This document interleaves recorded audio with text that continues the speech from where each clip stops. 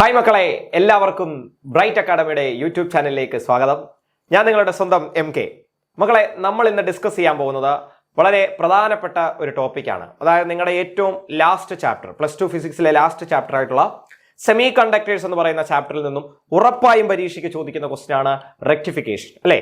അപ്പൊ നമ്മൾ ഇന്ന് ഡിസ്കസ് ചെയ്യാൻ പോകുന്നത് എന്താണ് ഫുൾ വേവ് റെക്ടിഫയർ, എന്താണ് ഹാഫ് വേവ് റെക്ടിഫയർ. ഇതിപ്പോ ആദ്യം നമ്മൾ അത് പഠിക്കുന്നതിന് മുമ്പേ എന്താണ് റെക്ടിഫയർ അല്ലെങ്കിൽ എന്താണ് റെക്ടിഫിക്കേഷൻ എന്ന് നമ്മൾ മനസ്സിലാക്കിയിരിക്കണം മക്കളെ. റെക്ടിഫയർ എന്താണ്? റെക്ടിഫയർ എന്ന് വെച്ചാൽ AC-യെ DC ആക്കുന്ന ഡിവൈസ് ആണ് എന്ത്? റെക്ടിഫയർ. അപ്പോൾ rectifier is A device which converts AC into DC. Simple ആയിട്ട് മനസ്സിലാക്കാം. അതായത് നിങ്ങൾക്ക് AC DC തമ്മിലുള്ള വ്യത്യാസം അറിയാലോ. AC എന്ന് വെച്ചാൽ ഓൾട്ടർനേറ്റിംഗ് കറണ്ട്, DC എന്ന് വെച്ചാൽ ഡയറക്റ്റ് കറണ്ട്. നമ്മുടെ മൊബൈലിനകത്ത് ബാറ്ററിയാണ് ഉള്ളത്. ബാറ്ററി എന്താ? ഡയറക്റ്റ് കറണ്ടാണ്. പക്ഷെ നമ്മൾ ഈ മൊബൈൽ ചാർജ് ചെയ്യാൻ, ഈ ബാറ്ററി ചാർജ് ചെയ്യാൻ നമ്മൾ കൊണ്ടുപോയി കണക്ട് ചെയ്യുന്നത് AC-യിലാണ്. നമ്മുടെ വീട്ടിൽ ഒഴുകിക്കൊണ്ടിരിക്കുന്ന കറണ്ട് ഓൾട്ടർനേറ്റിംഗ് കറണ്ടാണ്. അപ്പോൾ അതെങ്ങനെ സംഭവിക്കുന്നത്? അപ്പോൾ ആ ചാർജറിനകത്ത് എന്തിരിപ്പുണ്ട്? ഈ റെക്ടിഫയർ എന്ന് പറയുന്ന ഡിവൈസ് ഇരിപ്പുണ്ട്. ഈ റെക്ടിഫയർ എന്താ ചെയ്യുന്നത്? ഈ AC-യെ ഓൾട്ടർനേറ്റിംഗ് കറണ്ടിനെ ഡയറക്റ്റ് കറണ്ടാക്കി മാറ്റുന്നു. AC-യുടെ ഗ്രാഫ് എങ്ങനെയാണ്? നിങ്ങൾക്ക് എല്ലാവർക്കും അറിയാം, 10ാം ക്ലാസ് തൊട്ട് പഠിക്കുന്ന ഗ്രാഫാണ്. ഇങ്ങനെ എന്തുവാ? ഡയറക്ഷൻ ഇങ്ങനെ എന്ത് ചെയ്തുകൊണ്ടിരിക്കും? മാറിക്കൊണ്ടിരിക്കും. ക്രമമായ ഇടവേളകളിൽ ഡയറക്ഷനും മാറിക്കൊണ്ടിരിക്കുന്ന കറണ്ടാണ് ഓൾട്ടർനേറ്റിംഗ് കറണ്ട്. അതിനെ നമ്മൾ DC ആക്കുന്നു. DC ആക്കുക എന്ന് വെച്ചാൽ ഒരു പർട്ടിക്കുലർ ഡയറക്ഷനിലേക്ക് മാത്രം നമ്മൾ അതിനെ കൺവേർട്ട് ചെയ്യുന്നു. അപ്പോൾ AC-യെ DC ആക്കുന്ന ഡിവൈസിന്റെ പേരാണ് റെക്ടിഫയർ. ആ പ്രോസസ്സിനെ വിളിക്കുന്ന പേരാണ് റെക്ടിഫിക്കേഷൻ. ക്ലിയർ അല്ലേ മക്കളെ? അങ്ങനെയാണെങ്കിൽ നമുക്ക് രണ്ട് തരത്തിലുള്ള റെക്ടിഫയർ ആണ് പഠിക്കാനുള്ളത്. എന്തൊക്കെയാ മക്കളെ? ഹാഫ് വേവ് റെക്ടിഫയറും ഫുൾ വേവ് റെക്ടിഫയറും. ഏതൊക്കെയാണ്? ഹാഫ് വേവ് റെക്ടിഫയറും ഫുൾ വേവ് റെക്ടിഫയറും. സാറ് ഇന്ന് ഈ ക്ലാസ്സിൽ ഡിസ്കസ് ചെയ്യാൻ പോകുന്നത് ഹാഫ് വേവ് റെക്ടിഫയറിനെ കുറിച്ചാണ്. മക്കളെ കൃത്യമായി ശ്രദ്ധിച്ചിരുന്നോണം, പേപ്പറും ഒക്കെ എടുത്തോണം, കൃത്യമായി പഠിച്ചോണം മക്കളെ. വളരെ സിമ്പിൾ ആയിട്ടുള്ള ക്വസ്റ്റ്യൻ ആണ്. വളരെ സിമ്പിൾ ആയിട്ട് നിങ്ങൾക്ക് പഠിച്ചു തീർക്കാം.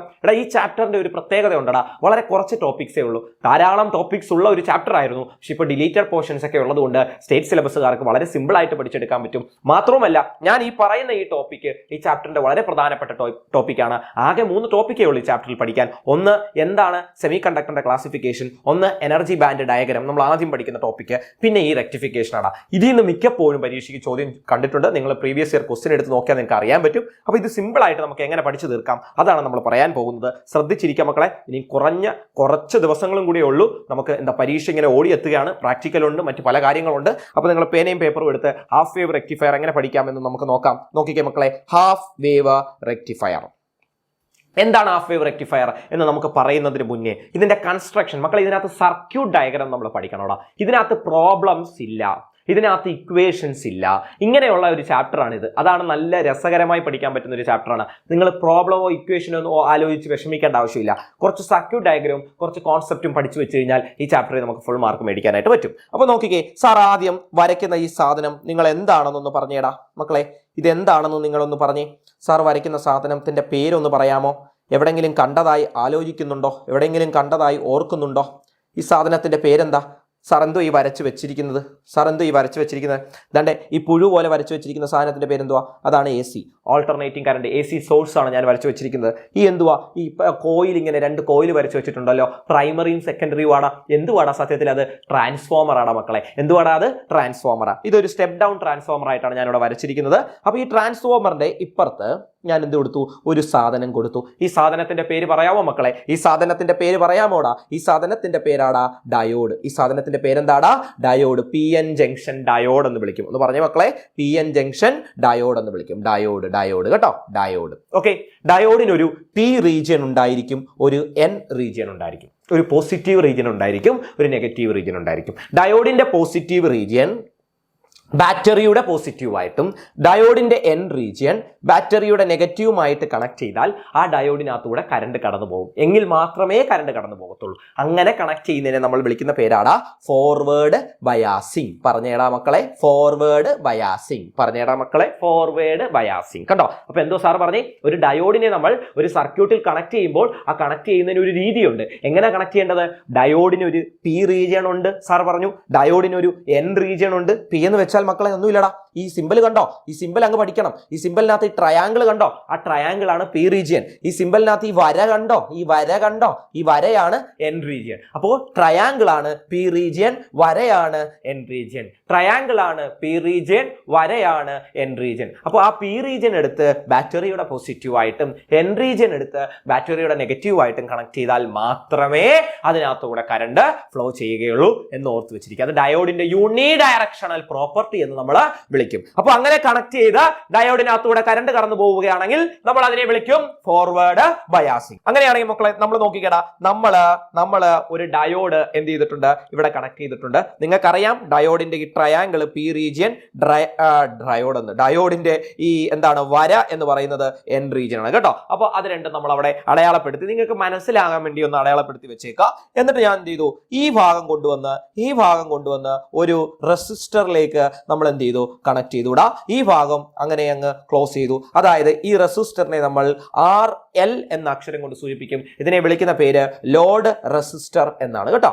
ലോഡ് റെസിസ്റ്റർ എന്നാണ്, ലോഡ് റെസിസ്റ്റർ. ഓക്കെ, അങ്ങനെയാണെങ്കിൽ സാർ ഇത്രയാണ് ഇതിന്റെ സർക്യൂട്ട് ഡയഗ്രാം. ഓക്കെ, സിമ്പിൾ ആയിട്ട് പഠിക്കാം. നമ്മളൊരു ട്രാൻസ്ഫോമർ വരച്ചു, ഇപ്പുറത്തെ സൈഡിൽ ഡയോഡ് വരച്ചു, ഒരു ലോഡ് റെസിസ്റ്റർ വരച്ചു. ഇനി എന്താണ്, ഞാൻ ഇവിടെ ഒരു പോയിന്റ് അടയാളപ്പെടുത്തിയേ. ഈ പോയിന്റിനെ ഞാൻ A എന്ന് വിളിച്ചു, ഈ പോയിന്റിനെ ഞാൻ B എന്ന് വിളിച്ചു. ഇനി പരിപാടി എന്താണെന്ന് ശ്രദ്ധിച്ചോണേ മക്കളെ, പരിപാടി എന്താണെന്ന് ശ്രദ്ധിച്ചോണേ.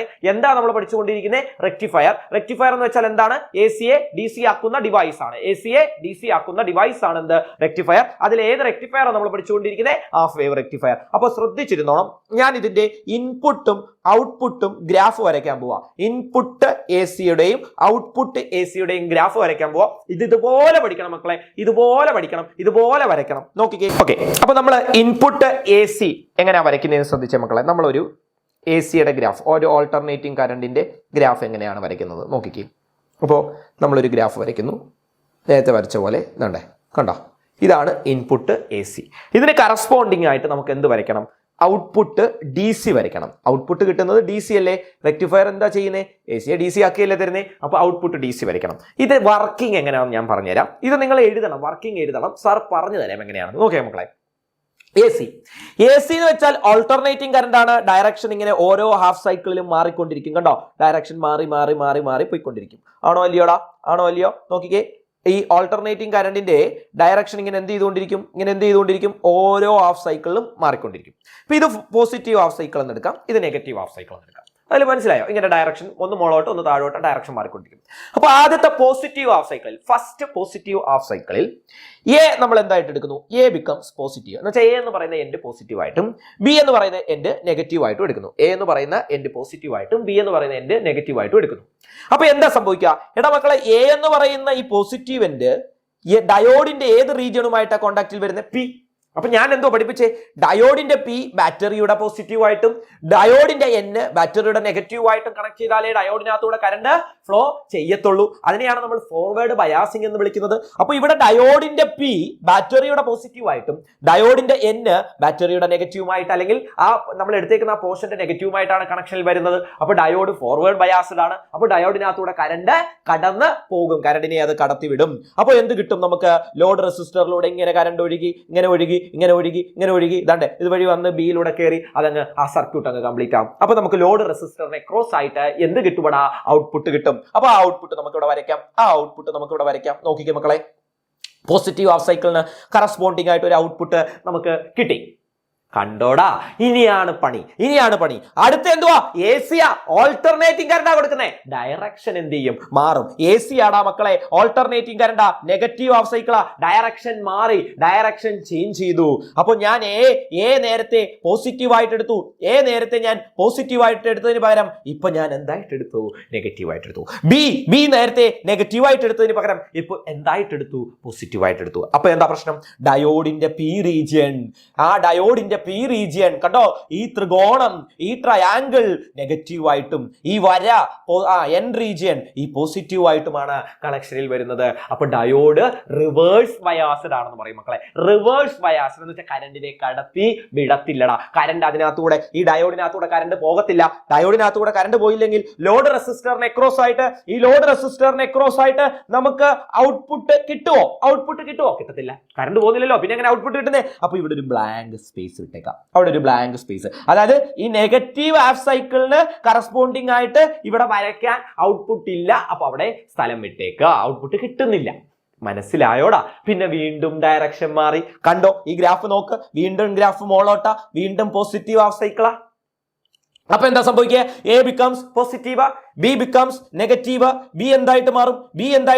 നെഗറ്റീവ് മാറും. അപ്പൊ ഡയോഡ് അഗെയിൻ ഫോർവേഡ് ബയാസ്ഡ്. ഈ ഫോർവേഡ് ബയാസ്ഡ് എപ്പോഴും മനസ്സിലാക്കണം, ഡയോഡിന്റെ പി ബാറ്ററിയുടെ പോസിറ്റീവ്, അല്ലെങ്കിൽ എവിടെയാണോ പോസിറ്റീവ് ആ പോസിറ്റീവ് എൻഡുമായിട്ടും ഡയോഡിന്റെ എൻ അതിന്റെ നെഗറ്റീവ് ആയിട്ടും കണക്ഷൻ വന്നാലേ ഫോർവേഡ് ബയാസ്ഡ്. ഇപ്പൊ ഫോർവേഡ് ബയാസ്ഡ് ആയി, ഡയോഡിനകത്തൂടെ കറണ്ട് കടന്നു പോകും. അപ്പൊ എന്ത് കിട്ടും? ദാ കിട്ടി.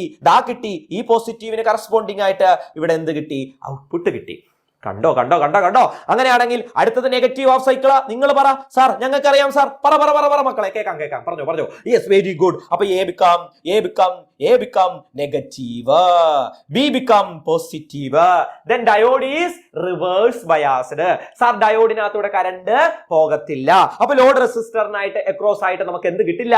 ഔട്ട്പുട്ട് കിട്ടില്ല. കണ്ടോ? അപ്പൊ ഇങ്ങനെ ഒന്നിടവിട്ട്, ഇവിടെ ഈ സ്പേസ് ആണ്, അവിടെയും ഔട്ട്പുട്ട് ഇല്ല. കണ്ടോ? അപ്പൊ എന്താ സംഭവിച്ചേ? നോക്കിക്കേ മക്കളെ, ഞാൻ ജസ്റ്റ് ഇങ്ങനെ ഒന്ന് വരച്ച് കാണിച്ചു തരാം. ഒന്നുമില്ല, നോക്കിക്കേ, പോസിറ്റീവ് ഹാഫ് സൈക്കിളിന് മാത്രം കറസ്പോണ്ടിങ് ആയിട്ട് ഔട്ട്പുട്ട് കിട്ടിക്കൊണ്ടിരിക്കും. നമുക്ക് എങ്ങനെ കിട്ടണ്ടേ? നോക്കിക്കേ, ഇങ്ങനെ വരണ്ടേ? ഇങ്ങനെ റാ ഉണ്ട്, പക്ഷെ ഇടയ്ക്കത്തെ റാ കാണുന്നില്ല. കണ്ടോ? ഇടയ്ക്കിടയ്ക്കുള്ള റാ കാണുന്നില്ല. ആ റാ എവിടെ പോയി? അത് നെഗറ്റീവ് ഹാഫ് സൈക്കിളിന്റെ റായാണ്. ആ നെഗറ്റീവ് ഹാഫ് സൈക്കിളിന്റെ റാ എന്ത് സംഭവിച്ചു? കിട്ടുന്നില്ല, ഔട്ട്പുട്ട് കിട്ടുന്നില്ല. അപ്പൊ നോക്കിക്കേ, AC DC ആയിട്ട് മാറുകയും ചെയ്തു. എന്നാൽ ഒന്നിടവിട്ട ഔട്ട്പുട്ടാണ് കിട്ടുന്നത്. Half wave rectifier. ആ വേവ് എങ്ങനെയാ? പകുതിയാ കിട്ടുന്നത്. കണ്ടോ? അതുകൊണ്ടാണ് ഈ റെക്ടിഫിക്കേഷനെ, അല്ലെ ഈ റെക്ടിഫയറിനെ നമ്മൾ എന്തെന്ന് വിളിക്കുന്നത്? ഹാഫ് വേവ് റെക്ടിഫയർ എന്ന് വിളിക്കുന്നത്. ഹാഫിന്റെ എഫ് എന്ത്? എഫ്. ഹാഫ് വേവ് റെക്ടിഫയർ എന്ന് പറഞ്ഞ മക്കളെ. Yes, half wave rectifier. അപ്പൊ എന്തുകൊണ്ടാ ഹാഫ് വേവ് റെക്ടിഫയർ എന്ന് വിളിക്കുന്നത്? പോസിറ്റീവ് ഹാഫ് സൈക്കിൾസിന് മാത്രം ഇൻപുട്ടായിട്ട് കൊടുക്കുന്ന ആ പോസിറ്റീവ് ഹാഫ് സൈക്കിളിന് മാത്രം ഔട്ട്പുട്ട് കിട്ടുകയും നെഗറ്റീവ് ഹാഫ് സൈക്കിളിന് ഔട്ട്പുട്ട് കിട്ടാതിരിക്കുകയും ചെയ്യുന്നുകൊണ്ട് ഈ റെക്ടിഫയറിനെ നമ്മൾ വിളിക്കുന്ന പേര് ഹാഫ് വേവ് റെക്ടിഫയർ എന്ന് വിളിക്കും. മക്കളെ, ഇത്രയേ ഉള്ളൂ. ഇത് നിങ്ങൾ ഈ വർക്കിംഗ് അങ്ങോട്ട് എഴുതി വെക്കണം. ഈ പടം അങ്ങോട്ട് സുന്ദരമായി വരച്ചു വെക്കുക. എന്നിട്ട് ഇതിന്റെ വർക്കിംഗ് എഴുതി വെക്കുക. എങ്ങനെ എഴുതി വെക്കുന്നത്? For the input AC, for the input AC for the positive half cycle എന്താണ്? we get അല്ലെ the diode is forward biased. അല്ലെങ്കിൽ നിങ്ങൾക്ക് എയും ബിയും ഒക്കെ അടയാളപ്പെടുത്തിയിട്ട് A becomes positive, B becomes negative അങ്ങനെ വേണമെങ്കിൽ എഴുതാം. അതല്ലെങ്കിൽ the diode is simple എന്താ എഴുതാം? forward biased. so the diode allows the passage of electricity, അല്ലെങ്കിൽ കറണ്ട് ഫ്ലോ ചെയ്യും. we get output across load resistor. അത്രയേ ഉള്ളൂ. For the negative half cycles of input AC negative half സൈക്കിളിന് നമുക്ക് എന്ത് കിട്ടത്തില്ല? The diode is reverse biased. Diode reverse biased ആയിരിക്കും. No current flows through the diode. ഡയോഡിനകത്തൂടെ current ഒന്നും flow ചെയ്യത്തില്ല. So we did not get output across load റെസിസ്റ്ററിന് across ആയിട്ട് ഔട്ട്പുട്ട് ഒന്നും കിട്ടുന്നില്ല. അപ്പോൾ അങ്ങനെ പകുതി പോസിറ്റീവ് ഹാഫ് സൈക്കിളിന് മാത്രം ഔട്ട്പുട്ട് കിട്ടുകയും നെഗറ്റീവ് ഹാഫ് സൈക്കിളിന് ഔട്ട്പുട്ട് കിട്ടാതിരിക്കുകയും ചെയ്തുകൊണ്ട് ഈ റെക്ടിഫയറിനെ വിളിക്കുന്ന പേര് ഹാഫ് വേവ് റെക്ടിഫയർ എന്ന് വിളിക്കും. ഈ പ്രോസസ്സിനെ ഹാഫ് വേവ് റെക്ടിഫിക്കേഷൻ എന്ന് വിളിക്കും. ക്ലിയർ അല്ലേടാ മക്കളെ? ഇനി ഒരു കാര്യം കൂടെ ഓർത്തടാ, the efficiency of a half wave rectifier. ഒരു എഫിഷ്യൻസി, ഹാഫ് വേവ് റെക്ടിഫയറിന്റെ എഫിഷ്യൻസി എന്ന് പറഞ്ഞാൽ ആ വാല്യൂ ഒന്ന് കാണാൻ പഠിച്ചു വെച്ചോ.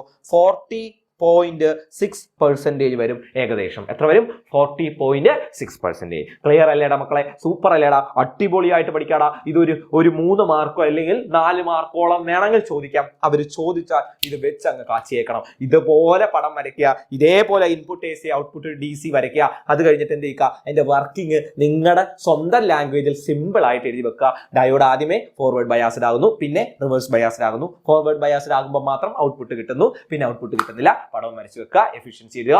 ഫുൾ മാർക്ക് ഉറപ്പായിട്ടും കിട്ടും. ഓക്കെ അല്ലേ മക്കളെ? അടുത്തത് നമ്മൾ ഫുൾ വേവ് റെക്ടിഫയർ, ആ ടോപ്പിക്ക് നമ്മൾ അടുത്ത ക്ലാസ്സിൽ ഡിസ്കസ് ചെയ്യുന്നതായിരിക്കും. Okay, thank you so much.